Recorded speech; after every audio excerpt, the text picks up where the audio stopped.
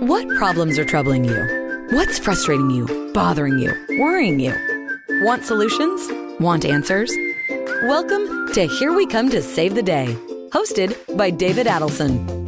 This podcast is dedicated to solving everyday and global problems in an uplifting, fun, enjoyable way.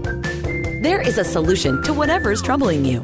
Ask your questions and we'll do our best to give you practical, useful, workable solutions you can use starting today. Join us now with David's special guest experts who will share their own experiences, life lessons, and practical strategies for creating the life you long for.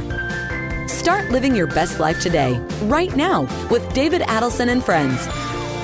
So, this is David Adelson. Welcome to another episode of Here We Come to Save the Day. Today, the problem we're going to be addressing is one that I think we all face at some time or other, and that is we don't want to eat our spinach even though we know it's good for us. There's some change that we resist even though we really know it's good for us. And I'm here with Robert MacPhee, and he's brilliant at many things, which I'll tell you about in a minute. But one of the things he can help us with is overcome that. So, Robert, can you just give us a snapshot of what we're going to cover today and how we can help these people? Sure. Happy to, and happy to be here. Thank you for the opportunity. My work is all around the concept of excellent decisions and making decisions based on vision and values and value rather than stress and pressure. And part of that stress and pressure is the internal stress and pressure that we have, the habits and beliefs and thinking that we currently have. And so often that is what creates that resistance that you're talking about. And the first stage of the work that I do is helping people understand how change works and why that resistance does come up, even if we're pursuing a goal. I mean, we see people who want to increase their income, or they want to lose weight, or they want to get in a really great relationship. And you think, well, why would there be any resistance to a goal like that? But the truth is, it's just human nature. I call it the change paradox, where as human beings, we always want things to be different. We want more of something or less of something or something to change. And yet at the same time, as we're talking about, even if it's something that we know is good for us, even if we know it's good for everyone involved, really, we still somehow experience this resistance. So I love sharing that with people, kind of how that works and helping them break through it. That sounds perfect. So I want to tell people a little bit about you, who you are, and why we should listen to you. And so this is Robert MacPhee. He is a speaker, author, coach, and consultant, helping people understand how to deal effectively with change. He's the author of Manifesting for Non-Gurus, book and partner journal. He is the creator of Excellent Decisions Leadership Program, which is showing people how to make decisions based on their vision, values, and value, rather than all of the stress and pressure they are under. He's the former director of training for Jack Canfield, who you'll remember is the co-creator of the Chicken Soup for the Soul book series, which is, I believe, the most successful book series that's ever been published, if I remember correctly. That's true. They've sold over 600 million of those little Chicken Soup for the Soul books. Pretty incredible phenomenon. I remember when he broke into China, I remember that his goal was 500 million, and then he got this deal with China, which was huge. Yep. Were you part of that? I actually worked with Jack he has another book called The Success Principles, which is an incredible book. And I worked with him on the training side of his business, not the Chicken Soup for the Soul side. He's best known for the Chicken Soup for the Soul phenomenon because they were so successful. But what I tell people is Chicken Soup for the Soul is really a phenomenal example of the power of the work that Jack does with his book, The Success Principles, because he and his partner, Mark Victor Hansen, followed every principle in the Success Principles book when they did that little side project called Chicken Soup for the Soul. And they created that success by doing all the things that are in the Success Principles, taking responsibility and having a vision and asking for help and being persistent. All those things that are in that book, they all happened with Chicken Soup for the Soul. And that's, in a lot of ways, why they were so successful.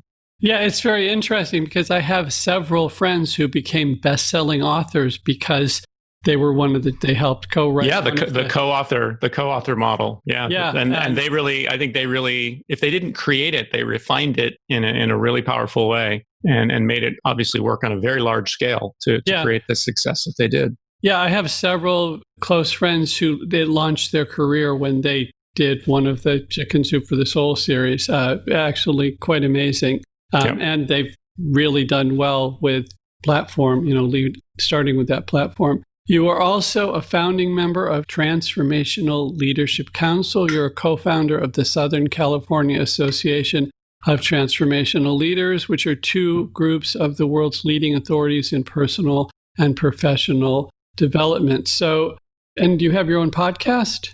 I do. I have the Excellent Decisions podcast. I had your son Eli on not too long ago. Oh, cool. Yeah. Pay attention to that. Yeah. And we did a little experiment, which was super fun. And I'm still getting feedback on about having your Peace and Harmony audio running in the background of the podcast.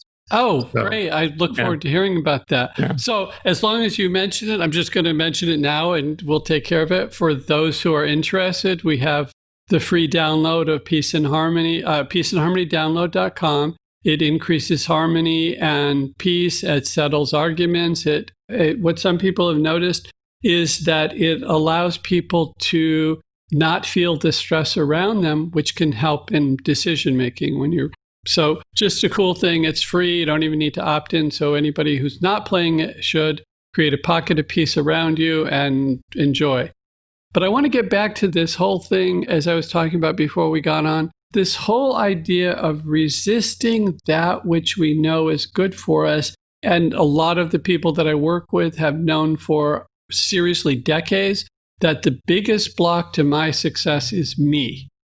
And it's that I know I need to stand up and get on stage, or I need to write this piece, or I need to clearly create. And it's just like I've literally watched barriers show up in front of me as if they're physical that prevent me from, I'll use the example, eating the spinach or trying the different food and everything. I'm sorry, what the F is that? How do we get rid of it, Robert? Well, for years, I actually did work in the health and fitness industry. So I love to use the example of kind of January 1st and, getting in shape this year, New Year's resolution. This time I really mean it because it's so cliche with how many people have the best of intentions to get themselves in better physical condition, but they struggle. And I created a model where I use the concept of comfort zones to help people understand why this happens. And I think we've all heard the expression comfort zone, right? I mean, I speak to large groups and I was like, how many of you have ever heard someone's told you, you need to get out of your comfort zone or you need to expand, and everyone raises their hand. And I say, how many of you actually know what a comfort zone is? And they kind of look at each other like, well, I don't know. I just know I need to get out of it, And I actually developed a definition for what a comfort zone is. And a comfort zone, the way I define it, happens when the results that we're getting in our lives, our income results, our health results, our relationship results, our business results, whatever actual results are showing up in our lives, if that matches our belief about who we are, then we find ourselves in a comfort zone. Even if those results don't match what we want, we may be overweight, or we may be not making enough money. We may be in a relationship that doesn't serve us very well. But if that relationship and if that income and if our current health matches our belief about who we are, we're in what I would call a comfort zone. Now, truthfully, it would be much better and more accurate to call it a familiarity zone, because we become very familiar. People adopt a self-image of someone who's overweight and out of shape and doesn't like to exercise. And then they look in the mirror and they see someone who's 20, 30, 40, whatever pounds overweight, and they're familiar with that. It's a comfort place for them. And when they make a decision to change, I'm going to eat better, I'm going to go to the gym, I'm going to get in shape, that makes them uncomfortable because the idea, the vision of being in shape doesn't match the result of what they have now. So they can actually get uncomfortable by either going to the gym, starting to exercise, seeing results. That will make them uncomfortable because it doesn't match their self-image. Or if they work with someone like me or Jack Canfield, or they get their peace and harmony going in the background, they got all the systems working, and they create this vivid new vision of I'm healthy and fit. And we all have this voice in our head, right? Like a self-talk, we call it. And usually if someone's 20, 30 pounds overweight and they look in the mirror and they say, I'm healthy and fit, the voice in their head will say, you are not. You've never been able to get in shape and stay in shape. And look at you. You just look like da, da, da, da, da, da, da, da. And that's just our mind trying to protect us, trying to keep us comfortable. And the pathway that we use to get to a place where we can get through that is to start with creating a new self-image. We use affirmation, visualization, connecting into vision and values. to create a new self-image, but then it has to be over a period of time that we let that new self-image start to drive the way we think, the decisions that we make, and the actions we take so that some new results can show up. And the beauty of it is that if we're willing to stick with it for the necessary period of time, and it doesn't happen overnight, relationships don't change overnight, income doesn't change overnight. The lottery would be great if it was, if you could plan that, but it just doesn't work that way. And in general, our health doesn't change overnight.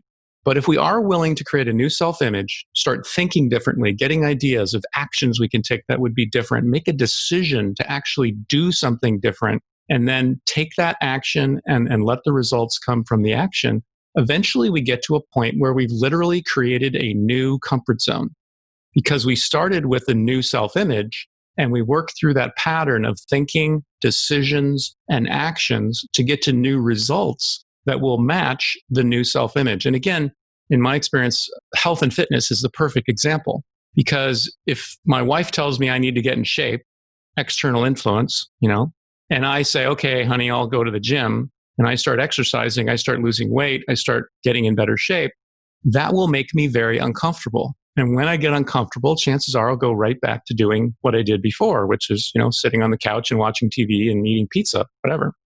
And potato chips. Yeah, or there's so much terrible food out there to choose from. It's and again, external influences. Yeah. And it's funny, but it's not funny because the truth is a huge part of those external influence is media and social media and all the people that we're surrounded by that are telling us we need to do this, we have to do that. All the advertising we see everywhere around us that's trying to convince us to eat all those terrible foods that are not good for us, that don't fuel us, that don't improve our health and our well-being. But it's good for them. It's good for the companies that are getting us to buy those products. And they're very well aware of this whole model about how if they can put an image in my mind that gets me to want to buy the potato chips or the pizza or the soda or whatever it is, then I will make a decision. That's how it works. It's the thoughts and the decisions and the actions. And if they can put me on a path that gets me to think in a way that I want to buy soda and make a decision to buy soda and then take the action of buying soda, it's going to create the exact result that they want, but unfortunately, not the result that I want, if the result I want is health. So thank you for that. And by the way, thank you for being here. I'm very grateful for you taking the time. I really appreciate your wisdom and just how much you know and how clear you are in thinking about this. So thank you for being here. So you bring up several things that I'd like to comment and then maybe have your thoughts on. First of all, this idea of creating an image that is new to us, that is comfortable for us, totally makes sense. Because if the vision that I have of myself or someone listening is that I'm a powerful speaker, then doing whatever I need to get on stage to influence people is now within my comfort zone. You mentioned advertising, and this is something I just want to address. And I don't want to say it's necessarily a bad thing because I believe that everything that's happened in the world has gotten us to a point where we can now make some really cool decisions and create an amazing future for ourselves, including that we have the technology that you and I can talk and present this information to people. But I feel that on one level, a lot of, I don't know if the term is empowerment or self-image or whatever, how we appreciate ourselves, but the 30-second commercial has led us to, and the 30-minute, sitcom where, or even the 90-minute movie, where some humongous problem is solved. The Disney movies, just the amazing things that happen in this very short period of time. And one of the things that you mentioned, Robert, is it takes time. And often, I think you probably know that a lot of people, when they ask somebody for a date or a raise or a job or whatever it is that they're asking, or if you're selling something, that you ask them once, that you really build up the gumption and you ask them once. You may be brave enough to ask them 2 or 3 times, but statistically, for whatever it was, I can't remember, people say yes at 8. But most of us never go that far. So when we look at this idea of, gee, Robert, I love what you say, I'm going to change my image, I'll give it a week. And I think it's important that they recognize, first of all, I believe things can happen fast, but fast is not 30-second TV spot. What's your feeling about this? Do you run into people who are impatient? Oh, for sure. Yeah. And I think you're absolutely right. We live in a world that encourages that kind of impatience and sets a model out there that in many cases is very unrealistic, expecting that things are going to change overnight. And the truth is, things take time. And it's funny because in the work that I do, I use a model that starts with awareness, this conversation we've been having about comfort zones and change and how change works. When we do decide we're going to do something different, resistance comes up. Doesn't mean something's wrong. It's just that's just what happens. That's how change works. So awareness of how change works is actually the first part of the work that we do. The next part is clarity. And it's clarity about your vision and your values and your value. And I think this is really important as far as your question, because if we only have enough patience, to try something once, like you said, ask for help once, and if we don't get help, then we just give up, then chances are we're not going to get where we want to go. And the people who are really clear and really tapped in to their vision, like where they want to go, what they want their life to really be like, not just what they want, but how having that, whether it's income or health or whatever it is, how it's going to impact every area of their life. They have a really clear vision of, like if I double my income, how is that going to impact my life? Where am I going to be living? What am I going to be doing? Who am I going to be hanging out with? What am I going to be able to do that I can't do now? A really clear vision that's also in alignment with my values, like what's really important to me. And I always say, if your vision and your values are in alignment, then you're on purpose. People sometimes ask me, you always talk about vision and values and value. Is that just because they all start with V? What about purpose? And I always say, if you have a vision and that vision is in alignment with your values, not somebody else's values, but your values, you've done the work, you've asked the questions, and spent the time to get clear about what's really important to you, and that's in alignment with your vision, then I say you're on purpose. And someone who's done that, someone who's taken the time and done the work to develop that kind of clarity, if they ask for help once and someone says no, they say next. They say, who else can I ask? How else can I ask? Can I ask the same person differently? Maybe I just need to work on my request. Who else can I ask? Can I ask them who else I can ask? Those kinds of people who have that level of clarity and commitment don't give up. And they do as much as they have to do, and they do it for as long as they have to do it in order to accomplish whatever result they're trying to create or whatever experience they're trying to create. And this is why we look at excellent decisions and say, we want to see people thinking in alignment with their vision and values, making decisions in alignment with their vision and values, and taking action in alignment with their vision and values, because this will get them to where they want to go. It will have them live their life on purpose. And again, creating not just results. I'm a huge fan of results, making money, losing weight, new house, new car, vacation. This is all part of life, right? That's great.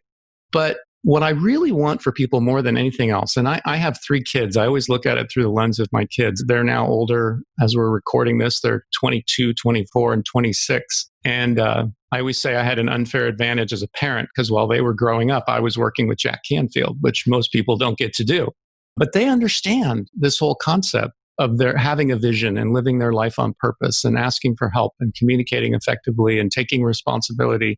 I didn't have a pop quiz and a flip chart and a PowerPoint at the dinner table, but they just grew up around this kind of conversation. So they understand and they live their lives in a way that they're accomplishing great things. I mean, I spend the rest of our time bragging about my kids, which is great. I'm happy for them and it makes me really proud. But what I'm most proud of and I'm most happy about is that they're living lives where they really do have a sense of being on purpose and making a contribution and living in alignment with what's really important to them. They're not just chasing more money or a nicer car or a bigger house or anything like that. Again, they're accomplishing great things, but they have a good perspective about what's really important to them. And it's different for all 3 of them. And again, that's what I really want for people is whatever path they choose to head down, it's their path. It's not a path that someone or something else in the world around them has pushed them down. I love what you're saying, and congratulations on your kids.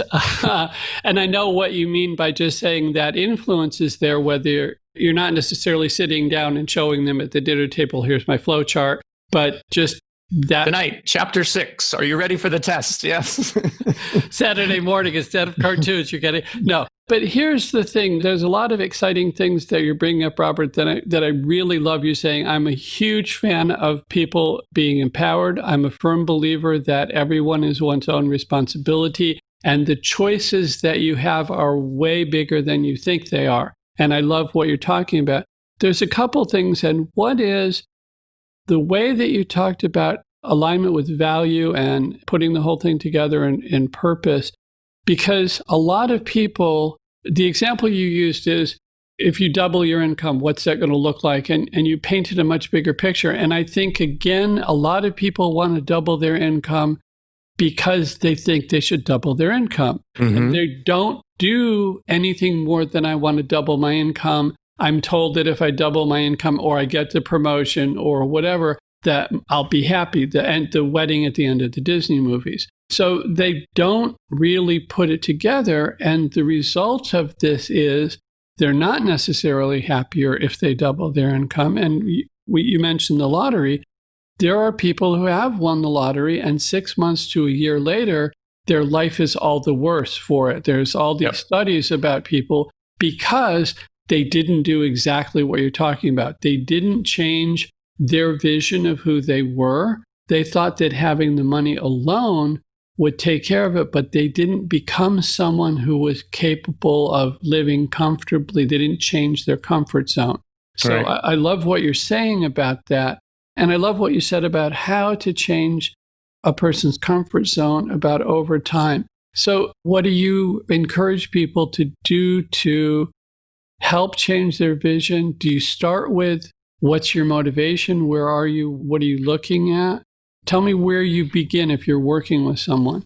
Well, it depends a little bit on the person, and I'm not going to completely dodge your question. In general, when we do the vision piece, we're doing two things. We're starting with a simple goal setting piece, looking at what someone wants. Usually someone's drawn to work like mine because there's something they want different in their life. They want more money, or they want a better relationship, or they want, improved health, or to be able to make a bigger contribution. There's some, again, that change paradox idea. There's some change that they're driven to make. So setting some sort of simple goals and identifying what it is they want is the first stage that we look at with creating a vision. But then there's two other pieces, and one is going further with it, like going into the future, putting a stake in the ground in the future. And any individual can decide, do they want to go a month into the future, or a year into the future, or 5 years? It's totally up to the person that we're working with and what they're working on. But part of the process is to go into the future. And so, a vision is looking ahead and saying, when I have accomplished this goal, yes, I'll have twice as much money in the bank, but you and I both know the money itself doesn't mean anything. Jim Rohn, who's one of my favorite teachers, he passed away several years ago, but one of his quotes that I love the most is he said, more money will just make you more of who you already are. So you use the lottery example, the people who are living an unhappy and unsatisfied life, and they win the lottery and they get all this money. And in some cases, they just end up even more unhappy and more unsatisfied. And in a lot of cases, they don't hold on to the money anyway. I believe that's really true. So if I'm a generous, caring, giving person and I earn a lot more money, I have the opportunity with that money to be even more generous and even more caring and do even more for other people. But if I'm kind of a jerk, I think we all know some of those people, right? If I'm kind of a jerk and all of a sudden I have more money, the truth is it just gives me an opportunity to be an even bigger jerk. So it's not about the money. The money is a way of measuring and a way of creating the experiences that we want, and in some cases, the results that we want in our life. So vision is about going out into the future on the one hand, and then also going broader. Because in this case, it's not about the money. It's about, what does that money allow me to do? Well, it allows me to travel. 5 years from now, I want to have a house in Hawaii, So we're going to go broader. Like what are all the things that I'm able to do? What are the things that I'm going to be experiencing? What will I be seeing? What will I be tasting? Who will I be with? Where will I be? And make it vision that's broader than just a simple target called, I want to lose 20 pounds, or I want to, double my income, or I want to be in a relationship, whatever. We want to go into the future and we want to go broader. So all of a sudden someone's got an experience, they've got a vision, literally like a movie in their mind that they can see and say, yeah, that's what I want my life to live. They're drawn to it. It's where they want to go. And then the second piece is the values piece, to look at why. Like, why do you want to do that? And just real quickly, we look at values through two different lenses. Again, looking at what do we want and what's really important to us. You already heard from me. One of the things that's really important to me when I look at my values and ask myself the question, what's important to me, is my family, the planet, and all the living beings on the planet is another thing that's really important to me. Growing my business and being successful is also something that's really important to me. So those are things, those are like the what is important to me. There's another side of values that we look at that I call states of being, which is how is it important for me to show up in the world? In my case, unconditional love is part of the way that I want to show up in the world, in my relationships with my clients, in my relationships with my wife, with my children, with my family, with my friends. I want to be unconditionally loving. Consideration, awareness, and empathy are really important to me. That's a state of being that I'm choosing to emphasize on. That's how I want to show up in the world, in addition to the what do I want to accomplish. So then it becomes a game of, yes, I want to grow my business, but I want to do it in a way where I'm unconditionally loving and caring and considerate to my clients. And that's the game I want to play. So those two things together create that sense of purpose. If I really am growing my business and I am doing it in a way where I'm coming from a place of being unconditionally loving and caring and considerate, then I jump out of bed in the morning and I'm excited about life. And if somebody says, no, I don't care, and I keep going and moving forward and trying something else and responding to the feedback and doing what we have to do to get through that period of time you asked me about earlier, which is the reality. Doubling my income doesn't happen overnight. But if I'm bouncing out of bed every morning and jumping into this game called grow my business and do it from a place of unconditional love and caring and consideration and looking for ways to do that and trying new things and taking action and responding to feedback, life's great. So that's great. And I love what you're saying. We're totally in sync on so many things, which doesn't surprise me. But I do have to ask this. I have a couple of short questions. The first is you imbibe integrity. So from everything that you say, so what happens if somebody comes up to you and they are a jerk and their goal is to get more of X so they can be a bigger jerk? I mean, I don't know that. I think that given the tribe or whatever you want to call it that you're in, you're not going to get many of these people. But there are definitely, I remember as a kid that I had friends who said, when I grow up, I want to be a crotchety old man. And that's my life goal. And, as teenagers, I don't know that they would still adhere to that. But what happens if you run into somebody whose values you feel don't match with yours? I'm lucky at this stage in my career where I can choose my clients in a lot of cases. If I come across somebody who really is a jerk and they really don't care about anything except the money. I don't care who gets run over in the process. I just want to double my income. Don't give me all this woo-woo stuff, Jack Canfield, self-esteem, success principles. I don't care. I just want to double my income as fast as possible. Chances are that's not my client. First of all, they're not going to like my approach. It's not going to be a good fit anyway. But I would say this, a lot of times, even for people like that, when we really get into that values conversation about what's really important to you, and we don't just do a 5-minute conversation, say, fill out this form, write down your top 5 values. Like, let's go really deep. Let's ask you over and over, like, what's important to you? What else is important to you? Once we get past the money and the cars and the houses and the vacations, with almost any human being, you'll get to what's really important to them. Well, why do you want more money? Like, what's that going to allow you to do? And at some point, when people really look at happiness, and I had the opportunity to get to know a gentleman by the name of Sean Achor several years ago, who's a positive psychology guy.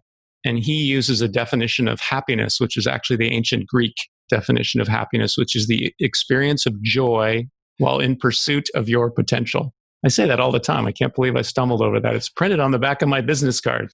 But the first time I heard that, the experience of joy while in pursuit of your potential, I thought, yeah, that's what I want. That's real happiness. That's not, I'm bankrupt, but I'm still smiling, or, I just lost my house and I'm still smiling, It's like, that's real happiness. And it's a journey, it's not like, oh, and you mentioned it earlier. Sometimes people think, oh, if I just double my income, then I'll be happy. Well, people like Sean Achor, who, Stanford, Harvard educated positive psychology person, they've done the studies. They've measured it. It doesn't work that way. If you think that doubling your income is going to make you happy, then you should look again, because it's the other way around. It's identifying what really makes you happy first, embracing everything that you already have that makes you, as happy as you can be in this moment, and coming from that place of happiness to create more happiness. That's the way the game really works. If you really want to get to a place And personally, I just think it's tragic that there's so many people who have chased, and again, I think it's the external influences, the advertising, the world we live in, the environments we're surrounded by that tell us, oh yeah, make more money, work harder, you'll be happy. That's how they get there. You know, if you only had a bigger house, then you'd be happy. If you had another car, you'd be happy. And we see people who have all the cars and all the houses and all the trappings of success as it's put out there to us. And some of them are truly miserable. They're anything but happy. They're not having that experience of joy at all. And in most cases, I think it's because they're not in pursuit of their own potential. They're in pursuit of something that they've been told will make them happy. And it just doesn't.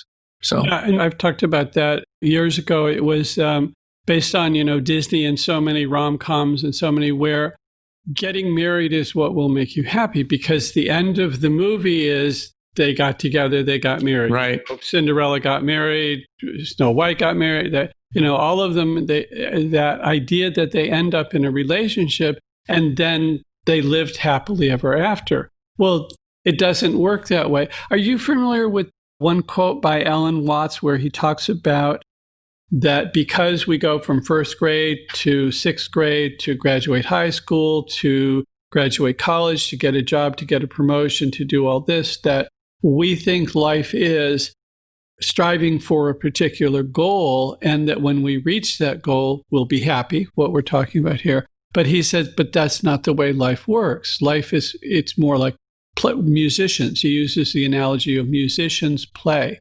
They get together and they play their music. And he said, if the goal of music was to get to the end, we would go to a concert just to hear the last 5 chords, and we'd think that was great, but we don't. We go to listen to the entire melody, to have the experience of the whole thing. And if we change our mindset, which is a lot of what you're talking about, is if we change our mindset to, what do I want to experience?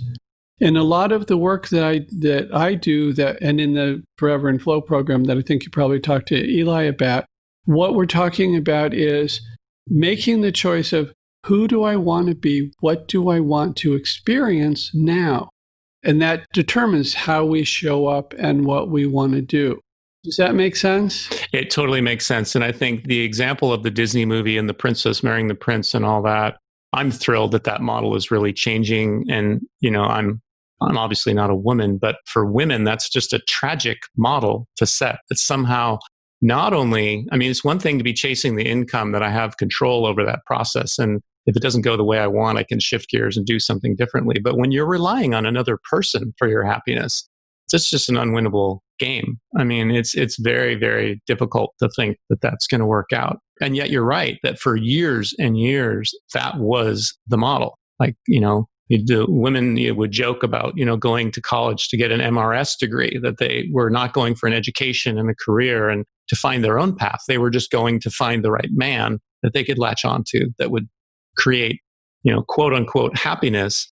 But in a lot of cases, it was neither the experience of joy or certainly wasn't the pursuit of their potential. Think of the wasted potential in that model. Again, it's just tragic. And what I liked, Robert, and that you bring out is your definition of happiness. It's a level of joy. It's a level of being content where I am now, at the same time that I'm not just, now that I've reached this point, now I'm going to be a puddle, but rather I'm striving to do something else, whatever that vision of myself is. Now, I want to go back, if you don't mind, this whole idea of creating the vision of who we want to be. We talked about how that can take a little bit longer, but this whole idea of, if the people who won the lottery had created a vision of themselves where they were comfortable having the money, it would have been a very different experience. Instead, it's almost like the hot potato of, my vision of myself is not somebody who has this money. So there's the one joke who's the guy says, he won $100,000 or $1 million, whatever it is, in the lottery, and he spent it on wine, women, and drugs, and then he blew the rest.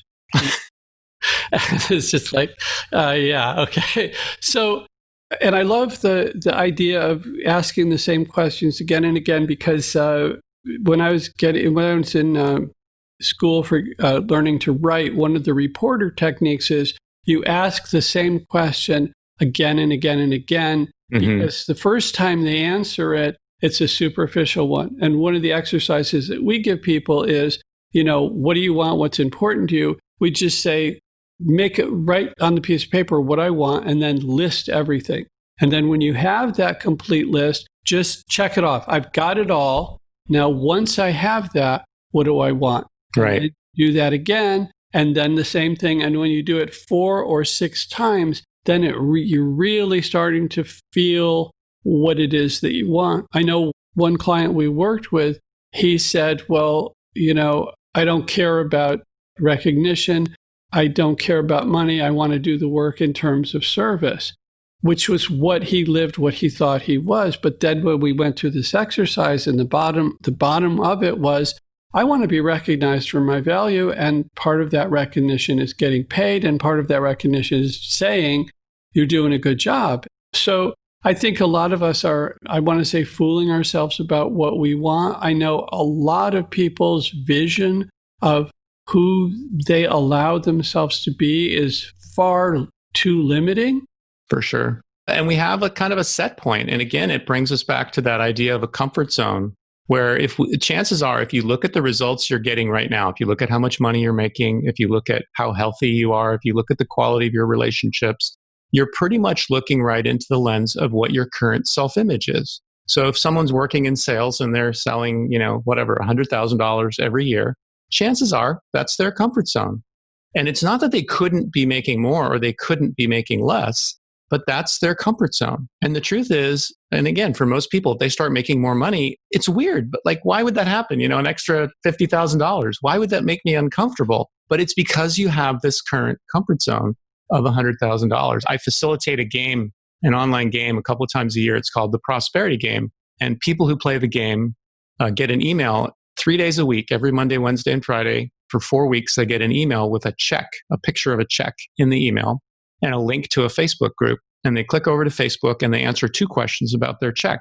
The first question is, where did it come from? Did you earn it? Did you find it? Did someone give it to you? You get to answer the question however you want. And the second question is, what are you going to do with it? And that means, again, I could spend it, I could invest it, I could save it, I could give it away, whatever I want, I can choose. But every time you get a check, you answer those 2 questions. Where did it come from? And what am I going to do with it? And the game gets really interesting because over the course of 4 weeks, 3 days a week, every time they get a message, the amount of their check doubles. So at the beginning, it's hundreds of dollars, and it's an easy thing, Where did this check come from? Oh, I sold some books, or I did a speaking thing, or whatever. It's not hard. But everyone comes up against that set point we're talking about. At some point in the game, as the checks keep doubling and doubling and doubling, and the checks are, spoiler alert, the first check of the game is $500. At the end of 4 weeks, it's over $1 million with compounding. You do the math, that's where it goes in 4 weeks. And somewhere along that path, people bump up against what their comfort zone is, what their self-imposed limitations about money. And they say, $32,000? I have no idea. How would that happen? I can't even conceive. But the truth is, if they just take a couple of minutes and think about it, they can come up with a story. They can answer the 2 questions. It's just a game. They're just making it up. And then once they do that, once they get through their own self-imposed limitation, it doesn't get harder. It just gets easier. It's like, I don't know if you remember the Willy Wonka movie from years ago, the old version, not the new version, but there's a glass elevator and it shoots through the top and, flies in the air. And it's like that. It's like, once you bust through that ceiling, it's like 32,000, 64,000, 128, bring it on. I'm ready, But most people have that ceiling. They have that limitation. You're right. Absolutely. What you said is totally correct. I believe that it's totally self-imposed. We've made it up. We've taken the situations, the circumstances of our life, the people that we've been surrounded by, the environments that we've been in, and we set these limitations. Here's how much money I make. Here's how healthy I am. Here's the quality of my relationships. Here's the contribution I can make. And that's just the way it is until some crazy person like you or me comes in and starts talking about it on a podcast and says, well, how do you feel about changing that? And how's that working for you? Would you like to make it better? What if you could double your income? And why would you want to? I saw something on Facebook this morning or yesterday, which was, you just got a check for $1,000. How do you spend it? And it's real interesting because, again, we're back to the beginning of $1,000 is my first response to this, and I'm doing okay financially, you get $1,000, you're supposed to spend it on yourself. What do you buy? And my first response was basically, am I worthy? Am I worthy of receiving this? Should I spend this money on me? Or, I am one of those people who brought up in a very altruistic and helping people. And should I give this to somebody who needs it more? And what I was aware of is I just hit a resistance button. Okay. There's a lot of things I could spend $1,000 on, whether I need to or not. Growing up, we don't need to get into my personal story, but this idea of $500 or over $1 million or 32,000 that you get this, and where did it come from? I mean, I think that's brilliant, Robert. And what do you do with it? And where are the resistance things? And here's the thing, how we got here, I don't think is as important as what do we want to do now? Who do we want to become next? So, that flea experiment where they put a bunch of fleas in some gallon jar and then they put a glass top on it. Do you know this? Yeah. And then I'm sure they bump up against it. Yeah. They bump up against it for a while and then they remove the glass from the top, and now the fleas, I don't know how they know this. I guess they count the fleas. I don't know. But apparently none of the fleas, once they've habituated to that sealing, jump out of the jar anymore. And what we're talking about here is that what you want to do if you start realizing how, again, the glass elevator going up to the sky, it's now open. The lid is open. How big do you want to get? How grandiose do you want to get? How big do you believe you can be? How much of the preconditioning or whatever you want to call it are you willing to let go of? There's a thing that we talk about, and because I have a more spiritual thing going on, which is how much can I get? How much would God let me do? What do I deserve? And I personally believe in an immensely generous God that wants you to have everything that you want. And yet I continually run into people who don't feel free to ask for what they want. And part of that is, I hate to say again, where are we now? But if you need a justification, aside from all the advertising and everything else that we talked about, when we went to school, you had to ask permission to go to the bathroom. Well, that's something that, truth be told, should not be somebody else's decision. Okay? But we gave away that power. And one of the things I think is happening now with this, what's going on in the world, is that people are now recognizing that they have more control over themselves than they've realized. And I think a lot of people are suddenly going, well, I've just not worked at a job I hate for so long, for 2 weeks, 4 weeks, now a month. And I'm realizing that, I really hated that. And if I can go without it for 4 weeks, maybe I don't ever have to go back. Maybe there's something else I can do. Maybe I can start doing some of the exercises that you're talking about presenting. Maybe I can start thinking about, well, if I could do anything, what would I be doing? If money wasn't an object, what would I be doing? What would I be wanting to experience? Yeah, and those are very powerful questions. And you're talking about realizing that I'm capable of doing more, and also realizing, as you said early on in this conversation, that in a lot of cases, the only thing that's really holding me back is that face I see in the mirror every morning. It's me. And that if I can change my thinking and open up to these new possibilities and recognizing, not talking myself out of it, but finding ways to talk myself into it. And most of us can look around and see other people in the world who have the things that we'd like to have, who have accomplished the things we'd like to accomplish, who are living their life in the way that we'd like to live it. And in most cases, we can look and say, well, they did it. How did they do it? Why not me? What would have to happen? It was one of my favorite questions I learned from Jack. What would have to happen? It's not a matter of can I double my income?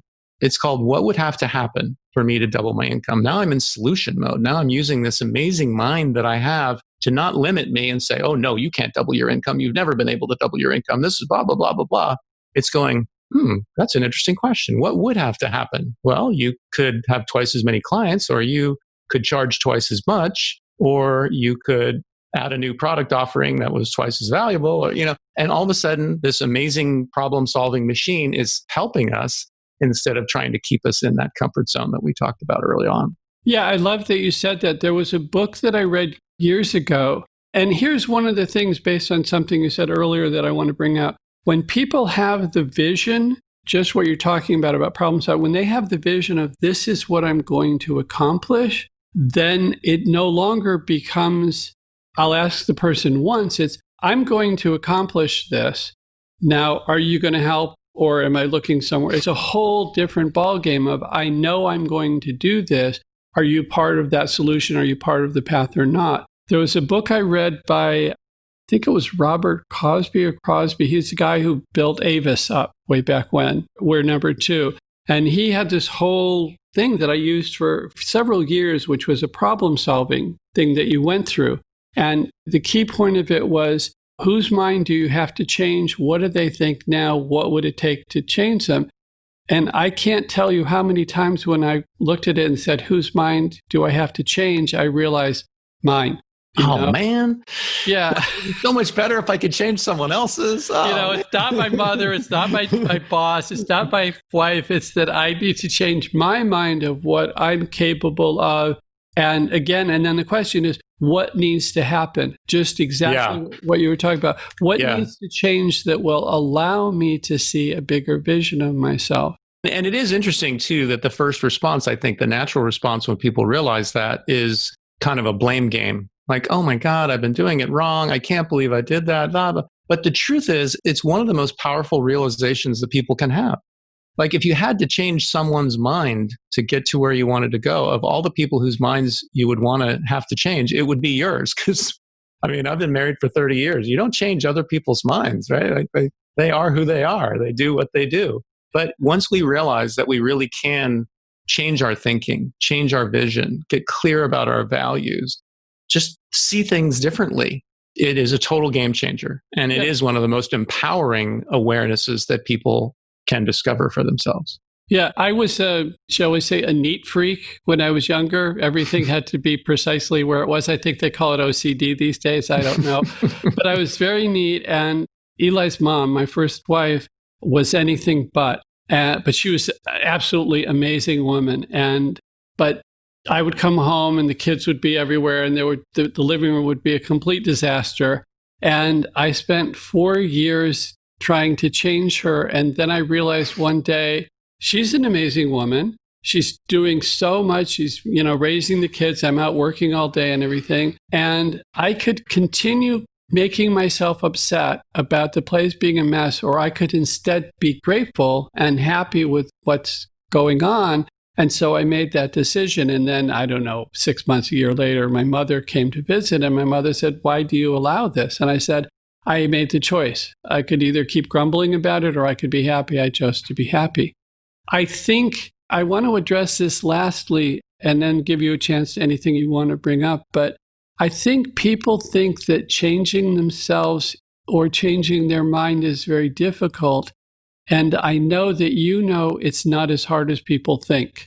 So can you give us some little quick exercise that people can play? Well, we've talked about a couple, and maybe they need to do some more research or look into your work more. But can you think of something, 1 or 2 things that people can do to find out how easy it is to change their mind? Sure. And I'll use it as an opportunity to transition in. We talked about the first 2 kind of stages of my work with awareness and clarity. The third stage that we go through is what I call letting go of attachments, getting out of our own way. And to some degree, this is exactly what we've been talking about right now with, the number one thing that gets in our way so often is ourselves. It's the way we currently think, the habits we currently have, the beliefs that we currently hold. And the degree to which we're willing and able to get out of our own way is the degree to which things can happen more quickly and much more easily without so much hard work and effort and struggle. And one of the ways, in terms of your question about specifically what can we do, one of the ways that I would suggest, and it's very simple, it's very easy to do, it's a little bit unique in terms of where I position it in the conversation, but it's using gratitude. Because sometimes what happens when people get real clear about their vision, they get this powerful vision of what they really want and how it's going to impact their life and how great their life can be. And then they do the deeper values work and they get really connected to why it's so important. And they realize that those 2 things are aligned and they're on purpose. And then they get this sense I need to have this. I need to double my income. I have to find that relationship. I need to lose the weight. And that's attachment. The truth is we don't need to. We might want to. It might be, again, in alignment with what's really important to us. But that whole sense of I need to, I have to is a really classic example of one of the attachments that shows up and doesn't help us. It's not motivating. It's not inspiring. It doesn't speed up the process. It actually, in my experience, makes it more difficult. And there's a really simple antidote to that. And that's to pause when we have that experience of I need to, or I want to, or I have to kind of thing, and be grateful for everything that we already have, for the blessings that we already have in our lives, for the income that we're currently making, for the assets we currently have, the opportunities that are available to us. It allows us to maintain what I call a state of high intention and low attachment, where I do have this intention of whatever, doubling my income or, whatever the goal is, but I don't have that sense of I need to, I have to. I'm coming at it with a sense of even if I didn't double my income, here I am personally. I live in Sonoma, California, in the beautiful wine country, and I've been married for 30 years, and I have 3 amazing children, and I have all these opportunities, and I've been able to work with these amazing people. And if I pursue my goal from that place of how blessed I am, again, it's one of the ways that we can really get out of our own way, let go of the attachments, and have things happen much more quickly and without so much effort and struggle and hard work. Thank you. That's very useful. I got to say, I'd love to talk to you more because there's so much more that I think can be brought out. I know you need to go. I've already kept you a little bit over, and my apologies. I have the same experience on my own podcast. When I'm interviewing people, I always start a timer because I get into these incredibly engaging conversations with these amazing people, and then it's like, oh, we're out. How are we out of time? Oh, that happened. And again, I tend to want to have people on my podcast that I'd love to sit around and, by the fire and sip something and talk for 5 hours or whatever. Well, we got to get you up to Sonoma and have you sip something. So there you go. I'm not a sipper. I don't know what to say, but I sip water, tea, whatever it is. But yeah, thank you for that. I really appreciate everything that you've covered so far. I think the ideas that you brought forward, I think can at least get people started to realize. In one of the event that we did a couple of years ago, one of the things that we talked about was how healing and a lot of the way that we interpret the world has to do with us changing our mind. And that when you move from one location to another, even if it's across the street, what you do is you change your mind. What changes is if I get up at night to go to the bathroom, I believe that I go this many steps this direction, I turn this way, and then I find the toilet. And then when I move, I need to change my mind. That's not my belief about where the bathroom is. That's not my belief about where the grocery store is, how I have to. There's a whole reorientation process, and that takes months. It takes months of the time that we're packing up. It's a very significant part of the moving process. And then we move, and to get to the new place, oh, I drove the wrong way. I'm not headed that way anymore. This whole thing of changing the mind. And for some big things, it can take a while. So again, back to what you said in the beginning, but also fire. We first learn fire and we go, oh, it heats food. This is really good. I love it. Fire is great. And then we burn ourselves and no, we don't like fire anymore. And that's a very quick mind change. So different things take different levels. But I love your respect for the process. I think it's huge that people can realize that they can change their own limiting beliefs. There is a process that they can take that helps them. They don't have to do it on their own. There are people that can lead them through that process, such as yourself. So if someone wants to do that, how do they connect with you? What's their next step with you, Robert? Not that hard to get a hold of. I don't have 12 gatekeepers you need to get through or anything. Through my website, which is excellentdecisions.com, is the best way. And if people are interested, especially in that first model we talked about with comfort zones and how that all works, I actually have a free video available on the website. It's excellentdecisions.com/joy. And there's free video, especially for visual learners who can take what we were talking about, auditory here. You can see it in video and see kind of in visual how it kind of lays out. It's really helpful, especially for visual learners. And that's a free video that's available. We're actually changing that page. We're in the process of updating it right now to also offer a free PDF copy of my book. So if anyone's listening to this podcast and the free PDF copy of the book is not there, just email me through the website and I'll make sure you get it, the book and the video. So thank you so much for your time. maybe we'll do this again sometime in the not too distant future. Sure. I'm totally open to that. We could fill another hour, I'm sure. Oh, thinking we could double that as easily as we could double our income. Anyway, thank you so much. This has been a true pleasure. I feel very blessed to have been able to connect with you today. I've been looking and I love the little trophy and the little things you have behind you. I've been wondering what the middle one is between the trophy and the glove, the ball. It's actually a basketball bobblehead. I was basketballs. That's Klay Thompson from the Golden State Warriors. So my first take was it was a bobblehead, and then my second was it's not a Pez dispenser, is it? But anyway, thanks again for your time today. I look forward to talking again sometime. People can get in touch with you with, again? ExcellentDecisions.com.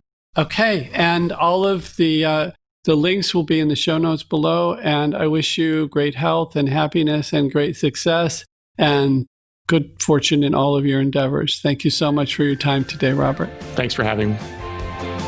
Thank you for listening to another helpful, fun, and life-changing episode of Here We Come to Save the Day with David Adelson. To access the show notes and additional resources, go to herewecometosavetheday.com.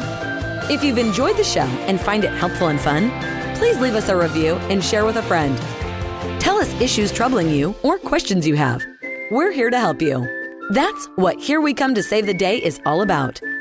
Till next time.